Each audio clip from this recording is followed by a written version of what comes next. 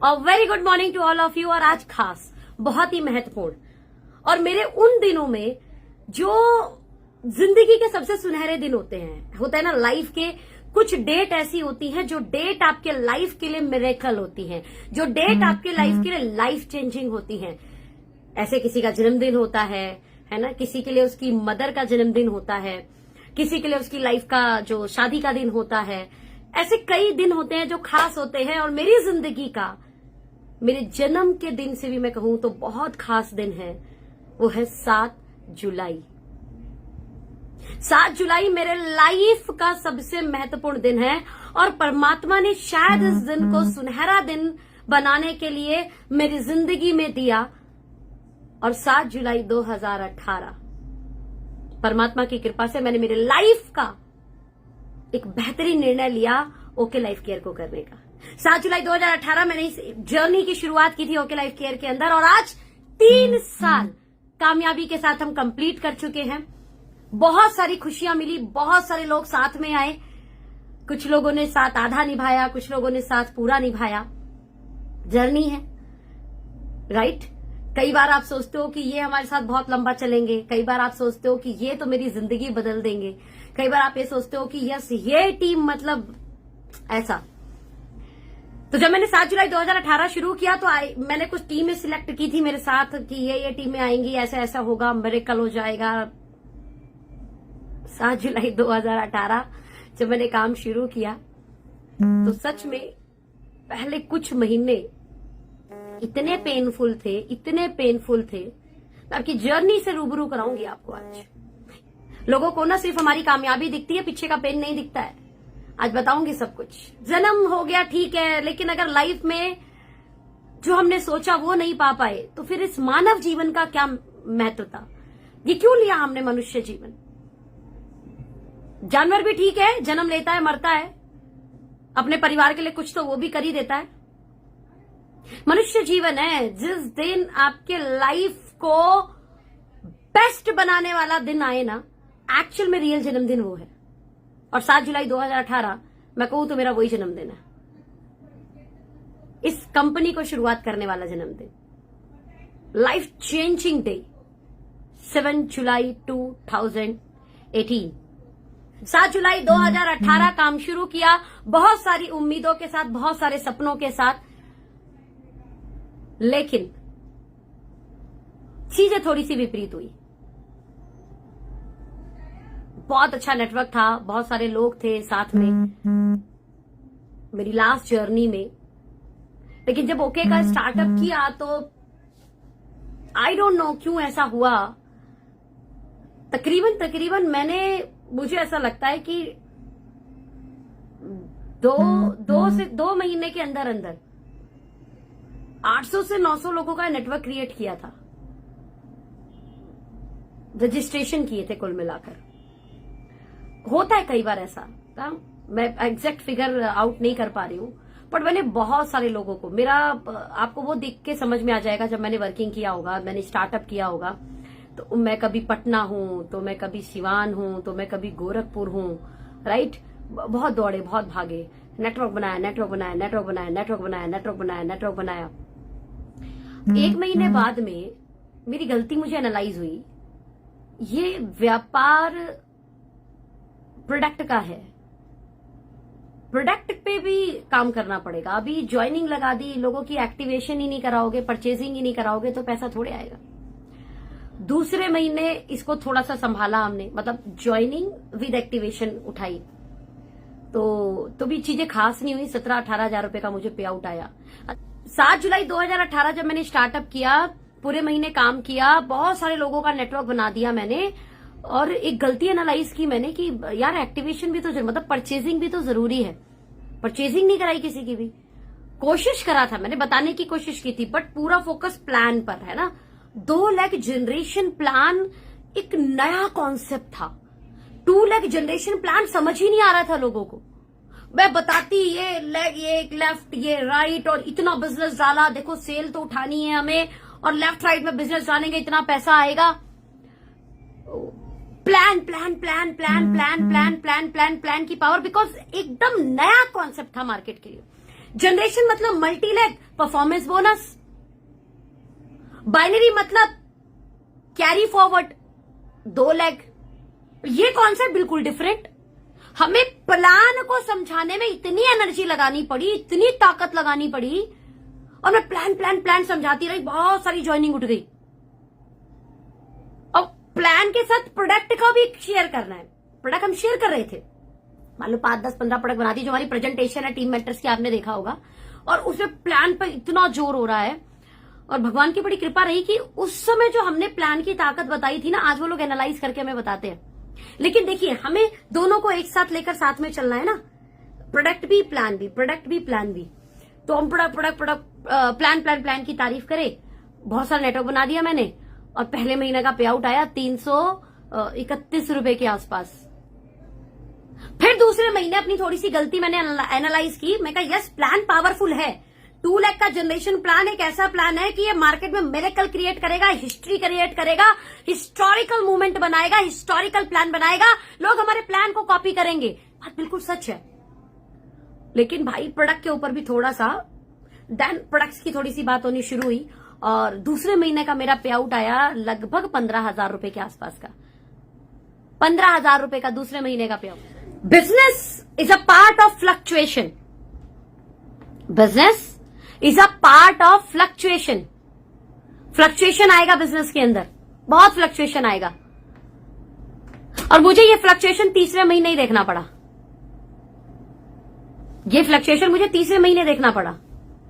और लोग ना कई बार इसी में टूट जाते हैं। ध्यान देना, पहले महीने मैंने बड़ी मेहनत की, बड़ा नेटवर्क बनाया, प्लान की पावर बताई।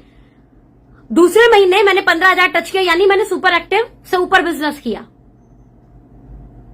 और तीसरे महीने मेरा चेक था 1978 रुपए।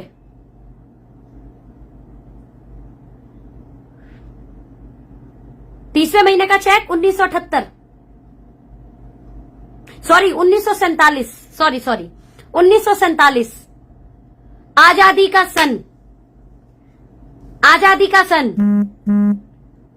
आधे से ज्यादा इस आजादी के सन को देखकर भाग जाते, इस आजादी का सन देखकर इस बिजनेस से आजाद हो जाते हैं। एक बार सुपर एक्टिव क्वालिफाई होता है, लोगों को लगता है नहीं, सुपर एक्टिव करना ही है, सुपर एक्टिव अब तो कंटिन्यू करना है, वरना बिजनेस छोड़ देंगे। हेलो, आपके सामने बैठी हूं, दूसरे महीने ब्रेक हो गया था। बड़े सारे ओके लाइफ केयर वाले मुझे सुन रहे होंगे। दूसरे महीने, पहले महीने मेरा सुपर एक्टिव नहीं हुआ, 331 का चेक आया। दूसरे महीने सुपर एक्टिव हुआ, और तीसरे महीने यानी मेरा सेकंड मंथ सुपर एक्टिव का क्वालिफाई होना चाहिए था, ताकि मैं कार फंड ले पाऊं। ब्रेक हो गया। It's okay. आप एक दिन के लिए आए हो क्या व्यापार के अंदर? छोड़ देना चाहिए था मुझे तो ओके लाइफ केयर। प्लान की ताकत पता थी, 2 लाख का प्लान है। एक बार ढंग से दोनों लेग में अच्छी लीडरशिप, अच्छे लोग, अच्छा नेटवर्क, डेप्थ तक बिल्ड कर दिया, डेप्थ तक बिल्ड कर दिया, तो कैरियर बिल्ड। ब्रेक हुआ, कोई फर्क नहीं पड़ता, तीसरे महीने फिर लगे, पता चला है कहां गलती है, कहां गलती को समझना है, कैसे अपने गलती को जो है ना हमने उसको फिर से नहीं दोहराना है। तो चौथे महीने फिर से 15,000 का चेक बना, फिर 15,000, 30,000, 35,000, ऐसे ऐसे धीरे धीरे 42, देन 70। 1 लाख का चेक जाने में मुझे आई थिंक 9-10 महीने लगे थे लगभग। बहुत सारे लोगों के साथ मैंने अपना शेयर कर रखा है। फरवरी 2019 तक का मैंने जो है वो शेयर कर रखा है बहुत सारे लोगों को। 15 महीने की अपनी जर्नी मैंने शेयर कर रखी है आप लोगों को। आप लोगों में से बहुत सारे लोगों के पास शायद वो होगा। मैं क्या समझाना चाहती हूं उसे समझना। जो पहले साल की जर्नी निकली, तो पहले साल की जर्नी में मैंने 6 फिगर के पे आउट को टच किया। और मैं हमेशा अपने प्लान में बोलती हूं, पहला 6 महीना you are in ICU zone. और ये मेरे लिए भी है, ऐसा नहीं है कि ये मेरे लिए नहीं काम करेगा, आईसीयू जोन आपके लिए काम करेगा, उसके लिए काम नहीं करेगा। हर एक व्यक्ति जब किसी भी कंपनी का स्टार्टअप करता है, पहला 6 महीना उसका आईसीयू जोन होता है। और पहले 6 महीने में ही सबसे ज्यादा ऊपर नीचे होता है। पहले 6 महीने में ही बहुत लोग नेगेटिव करने आते हैं। पहले 6 महीने के अंदर ही आपके व्यापार में बहुत सारे अप डाउन हो सकते हैं, संभावनाएं ज्यादा होती है। पहला ये 6 महीना कितने भी नेगेटिव हो जाओ, कितना भी अप डाउन आए, कितना भी फ्लक्चुएशन आए, सफलता का सिद्धांत ये बोलता है कि आप लगातार बिना रुके, बिना हेजिटेट किए हुए, बिना डरे हुए लगातार लगातार लगातार लगातार लगातार अपना प्रयास करोगे, पूरी 100% मेहनत करोगे। और मैं आपको वो वक्त बता रही हूं जिस समय 2 लाख के जनरेशन प्लान को लोग जो है भ्रम माना करते थे। 2 लाख के जनरेशन प्लान को लोग गलत बोला करते थे। लोग 2 लाख के जनरेशन प्लान के साथ में बोलते थे कि इस प्लान में तो पैसा बन ही नहीं सकता है। लोग हमारा बीवी देखने के बाद बोलते थे, ओह कम बीवी है, प्रोडक्ट के रेट क्या मायने रखते हैं सोनम जी, हम नेटवर्कर हैं, गंजे को कंघी बेच सकते हैं, हम तो मिट्टी बेच सकते हैं, बीवी ज्यादा होना चाहिए, प्लान में कैरी फॉरवर्ड होना चाहिए। सोचो, प्लान में इतनी सारी कमियां निकालते थे लोग कि इस प्लान में पैसा बनेगा ही नहीं। भगवान की कृपा से पहला साल 6 फिगर के पे आउट जाने में लगा, पहला साल। और इस 1 साल में देखिए आप भी इस जर्नी से गुजर रहे होंगे। मैंने बोला था मैं सारे if and but up down सब बताऊंगी। मुझे बहुत अच्छे से याद है कि पहले 1 साल मैं बहुत बार रोई भी हूं, बहुत बार रोई, बहुत बार।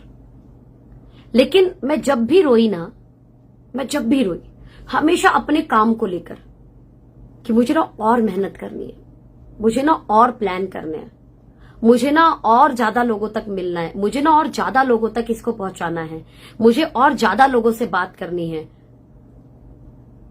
हमेशा मेरा जो इमोशन है वो इमोशन एक्चुअल में मेरा किक है। वो मेरा इमोशन मुझे ये नहीं बोलता कि तू काम छोड़ दे, मेरा इमोशन ये नहीं बोलता कि तू कंपनी छोड़ दे, मेरा इमोशन ये नहीं बोलता कि घर बैठ जा, मेरा इमोशन ये बोलता है कि और स्पीड ले, और भाग, और प्लान दिखा।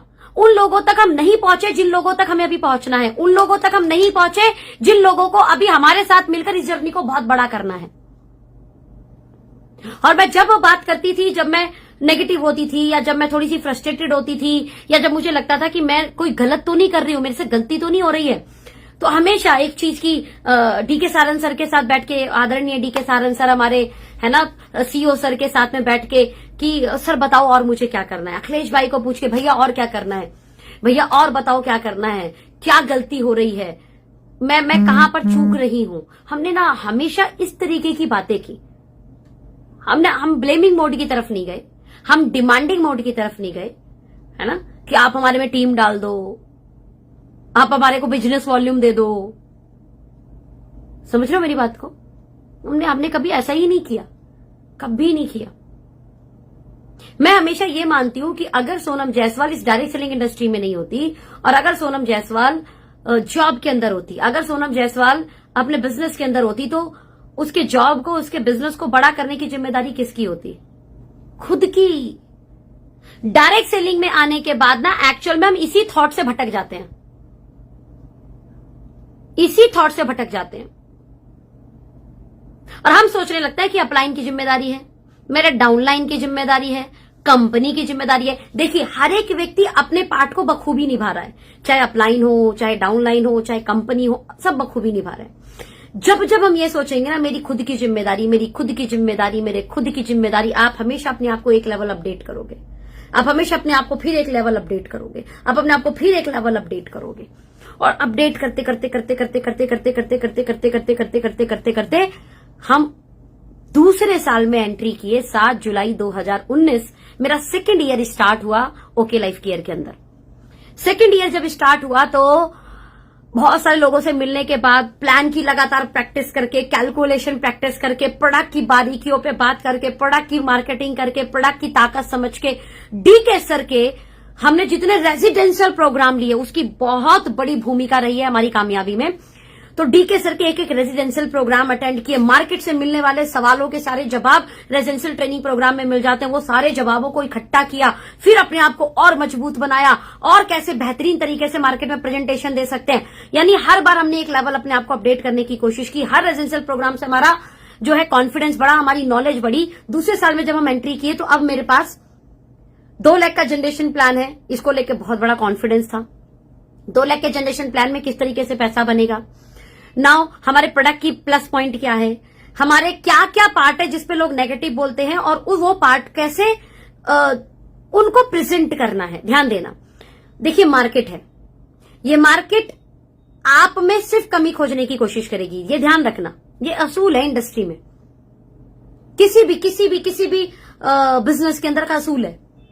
आपका कॉम्पिटिटर आप कहां कमी कर रहे हो, आप कहां गलती कर रहे हो, हमेशा उसे खोजेगा। आप क्या बढ़िया कर रहे हो ये आपको बताना होता है, आप क्या कमी कर रहे हो ये कॉम्पिटिटर बता देते हैं, राइट। तो हमारी कमियों को बहुत सारा आप कॉम्पिटिटर रखते हैं, वो हर कंपनी का है, किसी में भी है राइट। अब आप उसका क्या जवाब देते हैं, यही चीज आपको जीत दिलाती है। इस इंडस्ट्री में वो जीतेगा जो आए हुए सवालों का बेहतरीन जवाब देगा। इस इंडस्ट्री में कौन जीतेगा, सवाल बहुत करेंगे लोग, आपकी कमियां बहुत बताएंगे लोग, राइट। आपकी वीकनेस दुनिया बताने के लिए बैठी है। हमें क्या करना है, लेकिन हमें हमारा पॉइंट जरूर याद रखना है, ठीक है जी। तो हमने ऐसा ही किया और ये हमें मिला था डीके सर के जितने भी हम रेजिडेंशियल प्रोग्राम अटेंड करते थे ना, वहां से हमें जो है ना अपने उन सवालों को जवाब देना, आए हुए सवालों पर किस तरीके से अपने आप को प्रेजेंट करना है, और चीजें बड़ी हो गई।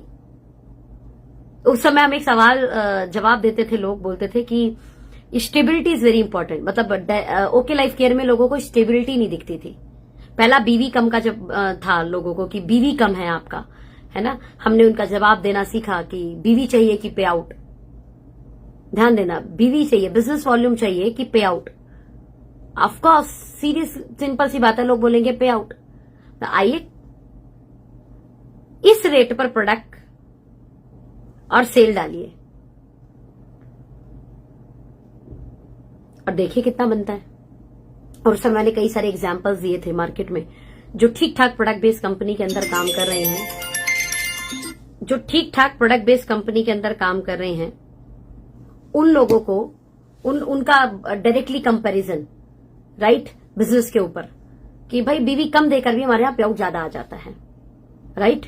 आज भी मैं बोलूंगी कि आप, मैं ओपन चैलेंज के साथ बात कर सकती हूँ, ठीक ठाक किसी भी प्रोडक्ट बेस्ड कंपनी के अंदर जो लोग भी काम कर रहे हैं, जनरेशन प्लान के अंदर जो काम कर रहे हैं, राइट, अगर आप बात करें उनके लाइव बात कीजिएगा, है ना, लाइव क्या बिजनेस डाला उन्होंने और क्या पे आउट, आज भी हम बोल सकते हैं ओपन चैलेंज के साथ में कि वो बैठ सकते हैं साथ में। किसी भी जनरेशन प्लान के अंदर की बात कर रही हूँ, जो ठीक ठाक कंपनियां हैं, रेपुटेटेड कंपनियां हैं, राइट, वैल्यूएबल कंपनीज हैं, राइट। दूसरा सवाल होता था कि स्टेबिलिटी आपकी, है ना, देखिए जो कंपनी पुरानी है तो उसमें स्टेबिलिटी है, तो बड़ा अच्छा एक जवाब था, आप लोगों को शायद वो जवाब समझ में आए। पुराना होना ही अगर स्टेबिलिटी है तो नोकिया को मार्केट से कभी आउट नहीं होना चाहिए था, बहुत पुरानी कंपनी थी। आज कितने लोगों के पास नोकिया फोन है, और एक समय नोकिया सबके हाथ में हुआ करता था। अगर पुरानी कंपनी मतलब स्टेबिलिटी है तो फिर तो नोकिया को कभी खत्म नहीं होना चाहिए था। और ऐसी कई हैं, बेस्डर कार, ऐसे बहुत सारी चीजें हैं जो अपने समय में बहुत बड़ी मार्केट वैल्यू क्रिएट कर रखी थी, ब्रांड थी, राइट। लेकिन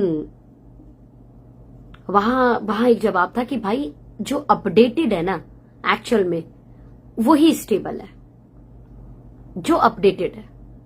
और दूसरी चीज, जो कंपनी अपने प्रोडक्ट्स के साथ हमेशा अपडेशन पे काम करती रहेगी वो स्टेबल होगी।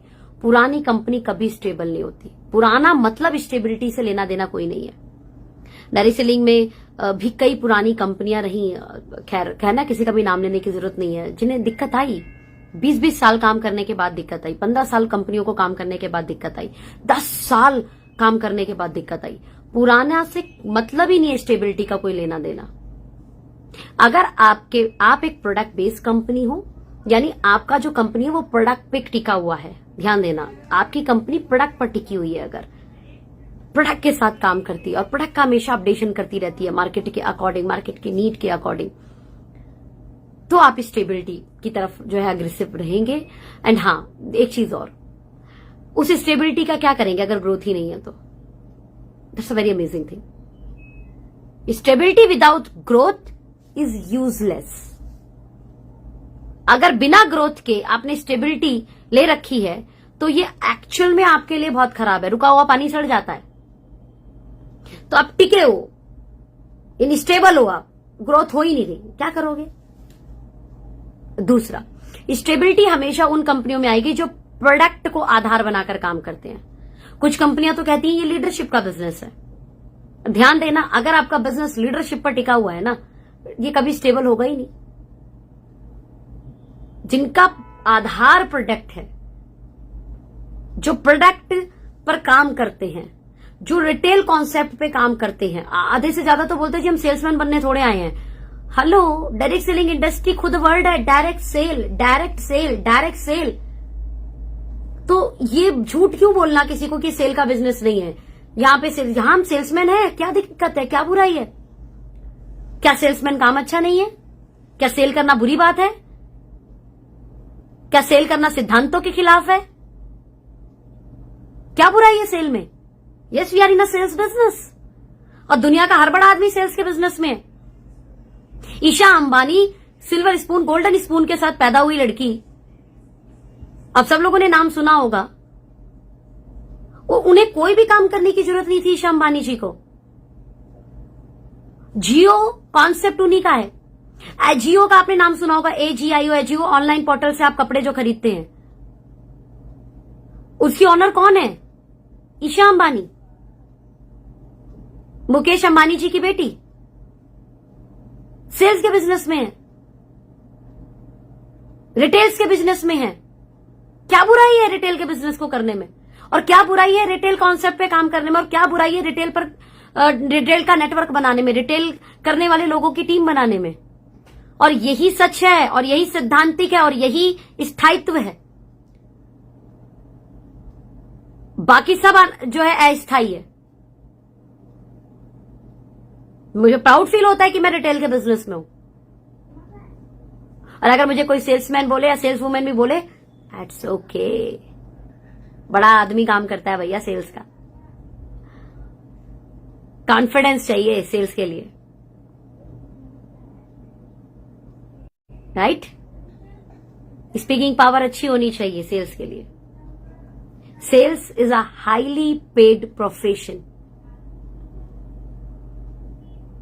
अच्छी बात है, हम इतना अच्छा काम करते हैं, राइट? नाउ, तो कुछ सवालों के हमने जवाब दिए दूसरे सालों के अंदर, और भगवान की कृपा से चीजें लोगों को समझ में आई, और दूसरा साल बहुत शानदार रहा। बहुत शानदार, बहुत मतलब बहुत शानदार। और 7 जुलाई 2019 के बाद जब हम 20 में एंटर करें, उस समय लॉकडाउन था। 6 फिगर का मेरा पे आउट 7 फिगर में कन्वर्ट हो गया था। 6 फिगर का पे आउट 7 फिगर में, यानी अपनी जर्नी के दूसरे साल मैं 7 फिगर के पे आउट पे एंट्री कर चुकी थी। 7 फिगर पे आउट, 7 फिगर पे आउट का मतलब होता है 10 लाख से ऊपर की आमदनी एवरी मंथ। और 7 जुलाई 2021 हम अपने 3 साल कंप्लीट कर चुके हैं, चौथे साल में एंटर हो चुके हैं। और क्या बोलूं मैं, पूरा साल ही लॉकडाउन में निकल गया है ना, अप डाउन में निकल गया। जो एक मोमेंटम था, जो एक रिदम था, मीटिंग, ट्रेनिंग, सेमिनार, हालांकि अब हमने शुरू कर दिया है। आप ही सोचो कि एक रिदम, एक मोमेंट के साथ हमने जो साल काम किया था, जो अचीवमेंट ली थी, अब उस अचीवमेंट को जगह जगह success seminar, momentum, training, mega seminar, mega celebration, क्योंकि 7 फिगर का पे आउट सिर्फ मैंने नहीं लिया था, मेरी टीम में 40+ लोगों ने 6 फिगर के पे आउट को टच किया था। That's amazing part. अब उनको सेलिब्रेट और उनके साथ जश्न मनाने का टाइम था। पहले साल सिर्फ मेरा 6 फिगर पे आउट, दूसरे साल में मेरी टीम में 40+ लोगों का 6 फिगर पे आउट। सेकेंड ईयर में मैंने कमाया बड़ी बात नहीं है, टीम में लोगों ने कमाया ये बहुत बड़ी बात है। जब दूसरे साल को हम कंप्लीट करके तीसरे साल में एंट्री किए, लॉकडाउन को हमने पूरा झेला, राइट। मार्च 2020 से आप सब लोगों को पता है पूरा मार्केट ही चेंज हो गया, पूरा मार्केट ही बदल गया। मार्केट के अंदर इतने सारे अप डाउन हुए, भ्रम फैलाने शुरू किए गए कि पे आउट अच्छे नहीं है ना। हमने तो लोगों को आज भी इनवाइट कर रखा है, आओ बैठो, क्या दिक्कत है, आओ बैठो ना, क्या दिक्कत है, साथ में चाय पियेंगे। करना मत करना, लेकिन भ्रम दूर करना बहुत जरूरी है, पता है आपको। करें आप नहीं करें ये सेकेंडरी पार्ट है, भ्रम दूर करना ये बहुत जरूरी पार्ट है ना। एटलीस्ट आपको सच्चाई को जानना बहुत जरूरी है। अगर सच में ऐसा लगता है कि पे आउट नहीं बनता है तो आपको जरूर मिलना चाहिए, ये जानने के लिए कि क्या पे आउट बनता है, ये जानने के लिए कि क्या ये हकीकत है, क्या ये पॉसिबल है। सिर्फ दूसरों की बात मत सुनिए, क्योंकि लोग तो आपकी कमियां गिनने के लिए ही बैठे हैं। लोग तो ये इंतजार कर रहे हैं कि आप हारें, लोग तो ये चाहते हैं कि आप गिरें। भगवान की कृपा है, बिकॉज हम एक प्रोडक्ट बेस्ड कंपनी है, हम एक प्रोडक्ट बेस्ड ऐसी कंपनी है जिसके अंदर ज्वाइनिंग, रीपरचेज सब एक जगह गिना जाता है, इसलिए तो जनरेशन प्लान बोलते हैं ना। अच्छा, अभी हमारे प्लान को बहुत सारे लोग कॉपी करने लगे, हमारे शब्द को भी 2 लाख का जनरेशन प्लान, 2 लाख का जनरेशन प्लान, 2 लाख का जनरेशन प्लान, बहुत लोग कॉपी कर रहे हैं। हमेशा एक चीज याद रखना, कॉपी ब्रांड को किया जाता है, कॉपी उसे किया जाता है जिसने कुछ मार्केट में चेंज किया हो, कॉपी उसे किया जाता है जिसने कुछ रेवोल्यूशनरी किया हो, कॉपी उसको किया जाता है जिसने मार्केट में कुछ बड़ा किया हो, राइट, कुछ वैल्यूबल किया हो, कुछ हिस्टोरिकल किया हो, वरना कोई कॉपी नहीं करता आपको, है ना। और आज हमें लोग कॉपी कर रहे हैं, इसका मतलब ब्रांड तो बन गया बॉस, मार्केट तो हमने क्रिएट की है, लोगों तक अपने वर्चस्व को हमने पहुंचाया है। हालांकि इसके आड़ में बहुत सारे लोग एक्चुअल में 2 लाख जनरेशन प्लान नहीं चला रहे हैं। हमने बोला 2 लाख जनरेशन प्लान, इसलिए मार्केट में एक वर्ड सा जाने लगा है 2 लाख जनरेशन प्लान, लेकिन बहुत सारे लोग नहीं कर रहे 2 लाख जनरेशन प्लान, राइट। बहुत सारे लोग सिर्फ शब्द इस्तेमाल करते हैं। जनरेशन प्लान में कभी भी ज्वाइनिंग का अलग और रीपरचेज का अलग नहीं गिना जाता, एक ही जगह गिना जाता है जनरेशन प्लान में। जनरेशन प्लान का मतलब जिसका ऑल ओवर डिस्ट्रीब्यूशन बीवी का परसेंटेज निकाल के किया जाता हो। जनरेशन प्लान का मतलब जहां कैरी फॉरवर्ड ना होता हो। जनरेशन प्लान का मतलब जहां राइट प्रोडक्ट मतलब सही रेट पर चीजें मिलती हो। जनरेशन प्लान का मतलब जहां पैकेज नहीं बेचा जाता हो। बहुत सारी ऐसी कंपनियां हैं जहां पर ज्वाइनिंग के लिए अलग प्रोडक्ट्स हैं और रीपरचेज के लिए अलग प्रोडक्ट्स हैं, है ना। तो ये जनरेशन प्लान में नहीं होता है। बहुत सारी खूबियां हैं जनरेशन प्लान के अंदर। सिंगल आईडी आप अनलिमिटेड इनकम निकाल सकते हैं। ये सारे जब फीचर्स किसी एक प्लान के अंदर होंगे तो उसे जनरेशन प्लान बोलते हैं। और हमने जनरेशन प्लान में एक बहुत डिफरेंट पार्ट किया, एक यूनिक चीज की, जिसे और जब भी आप कुछ अलग करोगे ना तो एक्सेप्ट करने में बुराई होती है, मतलब एक्सेप्ट करने में बहुत प्रॉब्लम झेलना पड़ता है, चाहे वो कंप्यूटर रहा हो, राइट, चाहे वो गैस सिलेंडर रहे हो। जब नया अपडेशन आया ना, कंप्यूटर से काम होगा, लोगों ने बोला नहीं ये तो लोगों की नौकरी खा जाएगा। जब गैस सिलेंडर की बात हुई, लोगों बोला नहीं अगर घर में फट गया तो एक्सेप्ट, हमेशा नई चीजों को एक्सेप्ट करने में लोगों को एक वक्त लगता है, समय लगता है, और उसके पीछे पहले तो बड़ी सारी बुराइयां होती हैं। तो 2 लाख का जब हम जनरेशन प्लान लेके आए तो बड़ी बुराइयां होना वाजिब था। लेकिन दूसरे साल में जब मुझे ऐसा लगता है कि जब मैं दूसरे साल में एंट्री की तो बहुत सारे लोगों ने हमें स्वीकारा और हमारे साथ स्टार्टअप किया, और दूसरी साल की जर्नी बहुत अच्छी रही। जुलाई 2020 में हम लोग अपने तीसरे साल में एंट्री किए, और सच बता रही हूं मैं, लॉकडाउन के बाद जो भी काम हुआ, मैं कहती हूं मैंने मेहनत नहीं की, मैंने मेहनत नहीं की, हमारे प्रोडक्ट ने काम किया। मैंने मेहनत नहीं की, सच बता रही हूं। पहले 2 साल मैंने मेहनत की है, और लोग बोलते हैं ना 2 साल ढंग से दे दो, उसके बाद ऑन ग्रोइंग अनलिमिटेड इनकम आनी शुरू हो जाएगी, ऑन ग्रोइंग रेजिडुअल इनकम आनी शुरू हो जाएगी। मैंने उसे महसूस किया। मैंने बहुत सोचा मैं जाऊं बाहर, मैंने सोचा मैं करूं काम, माहौल परिस्थितियां साथ ही नहीं दिया।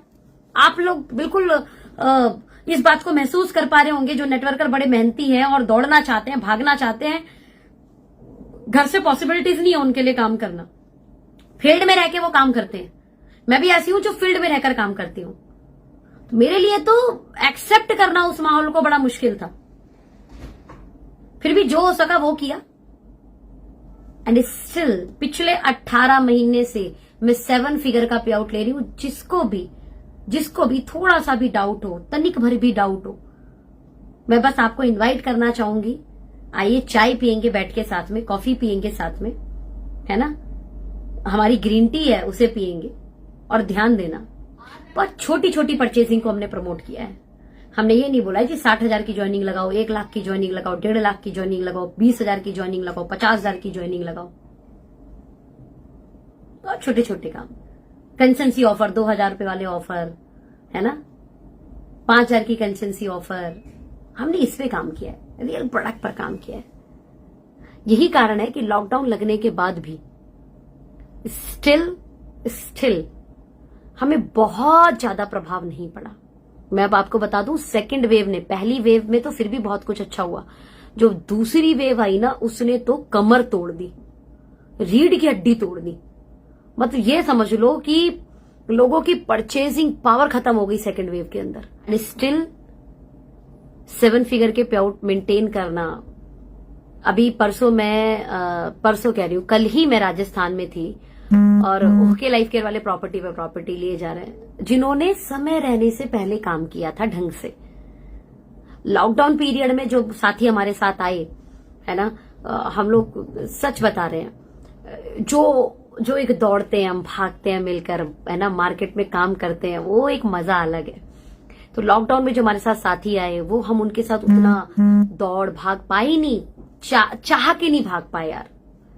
चाह के वो मीटिंग, सेमिनार, वो बड़े बड़े, है ना, मेगा सेमिनार कर ही नहीं पाए। यानी जो हो रहा है जेन्युइन, जो हो रहा है रियल सी प्रोडक्ट की मार्केटिंग करके, प्रोडक्ट पर बात करके, and still we maintain 7 figure payout. अभी रिसेंट में लॉकडाउन में 8 फिगर से ऊपर की मैं 2 प्रॉपर्टी खरीद चुकी हूं। लॉकडाउन के अंदर मार्च 2020 लॉकडाउन लगा था, राइट, एंड अभी भी 2 प्रॉपर्टी 8 फिगर से ऊपर की। थैंक यू गॉड, यहाँ पे डीके सर जैसे अच्छे सलाहकार हैं जो बताते हैं कि क्या करना बड़ा जरूरी है। और जो मेरा जो दूसरा वाला जो प्रॉपर्टी है ना, उस पे कुछ रेनोवेशन कराना पड़ेगा।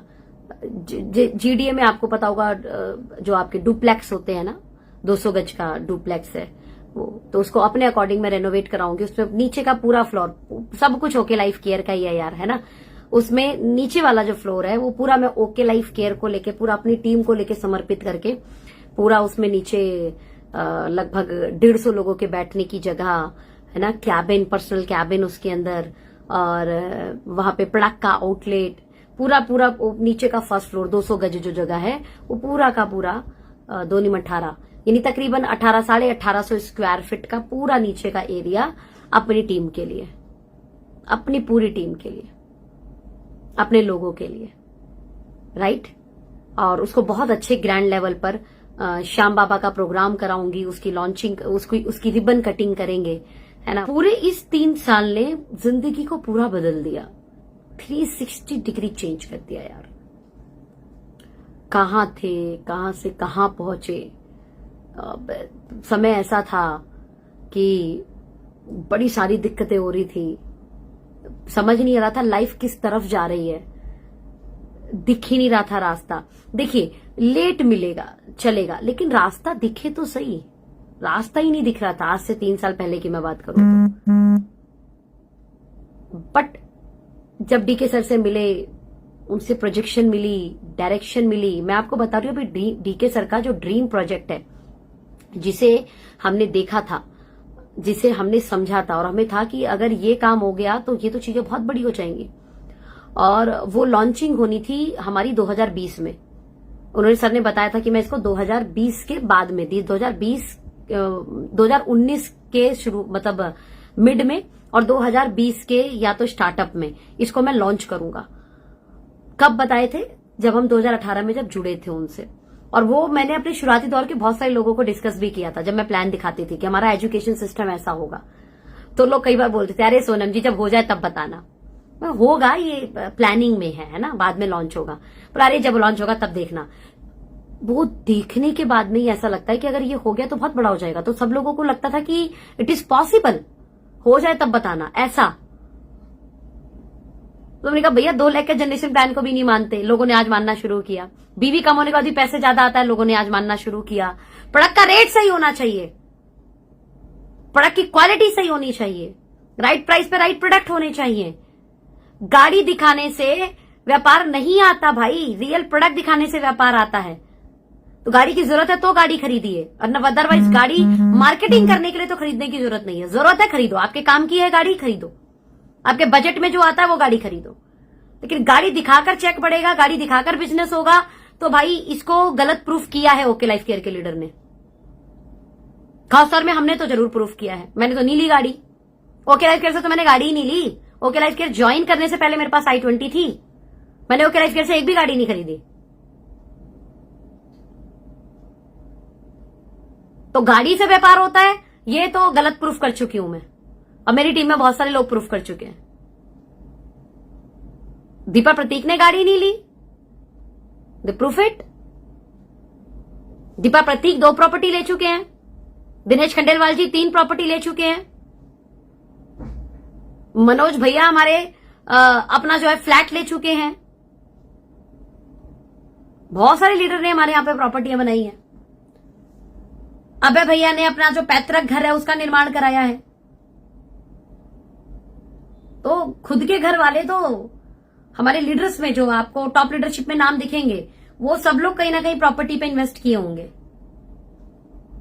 किसी ने अपने पैतृक घर का निर्माण कराया होगा, किसी ने अपने ही घर को रेनोवेट कराया होगा, अगर घर है तो घर को रेनोवेट कराया होगा, जमीन खरीदी होगी इन्वेस्टमेंट पर्पज से। हाँ, गाड़ी उसने खरीदी जिसमें गाड़ी थी ही नहीं, और वो भी दिखाने के लिए नहीं, जरूरत के अकॉर्डिंग, जरूरत के अकॉर्डिंग, जरूरत लगी तो खरीदते हैं। मैक्सिमम लीडर ने, अपवाद तो कुछ भी हो सकता है, मैक्सिमम लीडर ने यही किया है। और आज भी हम लीडरशिप को यही नॉलेज देते हैं।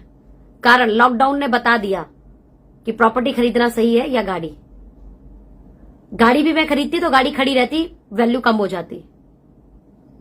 प्रॉपर्टी खरीदी तो वैल्यू बढ़ गई, वैल्यू बढ़ गई। तकरीबन जो प्रॉपर्टी मैंने ली थी पिछले लॉकडाउन में, जुलाई के आसपास, जुलाई 2020 के आसपास, उस प्रॉपर्टी का जो रेट है वो तकरीबन 60% बढ़ गया है। मैं फिर से रिपीट कर रही हूं, 60% उसका रेट बढ़ गया है। मैं अपनी टीम में कुछ लीडर को वहां पर घुमा के भी लेके आई थी। वेब सिटी NH24 वाला जो मेरा प्रॉपर्टी है, 60% इंक्रीमेंट है रेट पर। सोचिए, अमेजिंग पार्ट। तो बस ये कहना चाहूंगी कि 3 साल की जर्नी बड़ी खूबसूरत रही, जिसमें से पहला 7-8 महीना बहुत कष्टदायी था, और शायद कोई और होता तो बहुत छोड़ देता। और ऐसा ही हुआ, हमारे बहुत सारे लोगों ने छोड़ दिया। जो हमारे पहले 6 महीने के हमारे साथ के लोग थे, उनमें से मैं रही टिकी, दीपा टिकी रही। दीपा का बहुत अच्छा पे आउट है आज की डेट में। तो पहला 6 महीना बहुत स्ट्रगलिंग होता है, एक्चुअल में बहुत स्ट्रगलिंग होता है, बहुत ज्यादा स्ट्रगलिंग होता है। उस समय संभालना, टीम को मतलब मैनेज करना, लोग आप पे नेगेटिविटी की भयंकर भरमार करते हैं, है ना। खास तौर पे जब आपने कंपनी चेंज की हो, है ना। और अगर नए भी हो तो नए लोगों के रिलेटिव रिश्तेदार बहुत नेगेटिव बोलते हैं। तो इन शॉर्ट पहला 6 महीना तो बहुत ज्यादा स्ट्रगलिंग होता है। आपको एक तो बहुत सारा चीज समझ में नहीं आया होता, ऊपर से लोग आपकी टांग खींचने में लगे रहते हैं।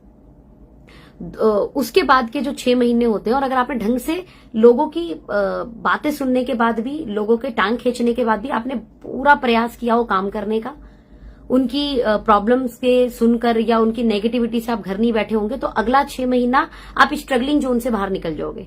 यानी पहले 1 साल में आप स्ट्रगलिंग जोन को पार कर जाओगे। याद रखना, पहला 1 साल अगर आप स्ट्रगलिंग जोन को पार कर चुके हो और उसके बाद भी आप अपनी मेहनत बरकरार रखते हो, इवन मेहनत को और 4 गुना कर देते हो, मेहनत को और 4 गुना कर देते हो, तो दूसरा साल होता है जो आप अपने हाईएस्ट को टच कर सकते हो, आप अपने पिछले हाईएस्ट के रिकॉर्ड को ब्रेक कर सकते हो। दूसरा साल ये होता है, और उसके बाद तो फिर चीजें अच्छी होने लग जाती है ना। लॉकडाउन के बाद भी चीजें संभल गई, आप सोचिए ना, क्योंकि पहले 2 साल जो बेस बनाना था, इवन बेस के साथ साथ जो हमें चीजें जो मैनेज करनी थी वो सब हम कर चुके थे, इसलिए लॉकडाउन में इतना ज्यादा हमें फर्क नहीं पड़ा। लॉकडाउन में बहुत ज्यादा दिक्कत नहीं आई। मैं तो कह रही हूं कि मिरेकल रहा मेरे लिए तो लॉकडाउन, क्योंकि मैं सोचती थी फील्ड में रहकर मीटिंग और सेमिनार कर ही पैसा आता है, क्योंकि मैंने दौड़ा है ना, मैं दौड़ दौड़ के भाग, और यही मैं सिखाती थी अपनी टीम को कि फील्ड में बाहर हो तो पैसा आएगा। आप प्लान दिखाते दिखाते पसीना तर हुए हो तो पैसा आएगा, क्योंकि हर जगह ऐसी नहीं होती ना। वो तो जब हम हॉल वाली मीटिंगें करते हैं, सेमिनार करते हैं, तो हम अपने टीम को पूरी सर्विसेज देते हैं, लेकिन कुछ जगह पर आप होम मीटिंग करोगे, कुछ जगह पर आप ग्रुप मीटिंग करोगे और पसीने से तर नहीं हुए ना, तो आपने प्लान नहीं किया, आपने काम नहीं किया। तो 2 साल हम वो कर चुके थे और वही हम सिखाते थे। तो जब 1 साल लॉकडाउन में बीता तो हमें पता ही नहीं था क्या होगा। तो जो आया वो तो सब अविश्वसनीय था, और मैं तो कहती हूँ परमात्मा की कृपा थी। जो आया अपने आप आया, बरसा, रहमतें बरसी, परमात्मा की दुआएं बरसी, ब्लेसिंग्स बरसी। और इन 3 साल में इतनी सारी चीजें अच्छी हुई, इतनी सारी चीजें अच्छी हुई कि क्या बोलूं मैं आपको। बहुत साथ मिला इंटायर मैनेजमेंट का, बहुत साथ मिला मेरे अपलाइन अखिलेश भैया का, और बहुत सारा प्यार साथ मिला मुझे मेरी बेस्ट टीम का, वर्ल्ड बेस्ट टीम का, अमेजिंग टीम का, माइंड ब्लोइंग टीम का, हिस्टोरिकल टीम का, मेहनती टीम का, ईमानदारी से काम करने वाली टीम का, रेस्पेक्ट करने वाली टीम का, अलाइनमेंट में काम करने वाली टीम का। Yes, thank you to entire team. ये 3 साल की जर्नी सिर्फ और सिर्फ आपके कारण बहुत अच्छी हुई है। ये 3 साल की जर्नी में हमने जो कुछ हासिल किया है, आप सबके कारण संभव हुआ है, आपके आशीर्वाद से संभव हुआ है, आपके साथ से संभव हुआ है, आपके प्यार से संभव हुआ है। और बस ये साथ, ये प्यार ऐसे ही बनाए रखना, क्योंकि अब जो साल शुरू हुआ है ये हम अगेन हिस्टोरिकल करने वाले हैं और बड़े बड़े रिकॉर्ड बनाने वाले हैं। और 110% मैं आपसे वादा कर सकती हूँ, ये साल हम हमारी टीम में 7 फिगर के पे आउट लेकर आएंगे। ये साल अब टीम का 7 फिगर पे आउट बनाने का साल है। कौन होगा उसे देखेंगे, लेकिन हमारी पूरी कोशिश है, 100% ताकत है अब अपनी टीम को 7 फिगर के पे आउट पर लेके जाना, यानी 10 लाख महीने से ऊपर के पे आउट वाले टीम में लोग लेके आना है। हालांकि 2 लोग ऑलरेडी हैं मेरी टीम में, मनोज परिहार भैया और दिनेश एंड विद्या खंडेलवाल जी। 2 लोग पहले से हैं मेरी टीम में जो 7 फिगर के पे आउट पर हैं। और हमारे तीसरे साल में हमने ऐसा किया। पहले साल मैंने 6 फिगर का पे आउट लिया, ध्यान देना। दूसरे साल मेरी टीम में 40+ लोगों ने 6 फिगर का पे आउट लिया और मैं 7 फिगर के पे आउट पर आ गई। तीसरे साल मेरी टीम में 2 लोगों ने 7 फिगर का पे आउट टच किया। और चौथा साल अब वो 2 से हम कई लोगों को, मेरा प्लानिंग है कि एटलीस्ट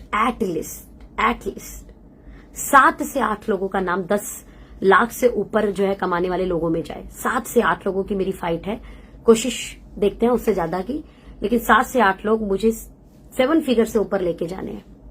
और ये होगा, 110% होगा। आपका आशीर्वाद, आपका साथ चाहिए। और ओके लाइफ केयर है तो संभव है, डीके सर हैं तो संभव है, और हमारी टीम का साथ है तो संभव है। बहुत बहुत शुक्रिया। और again thank you so much इतना सारा प्यार देने के लिए।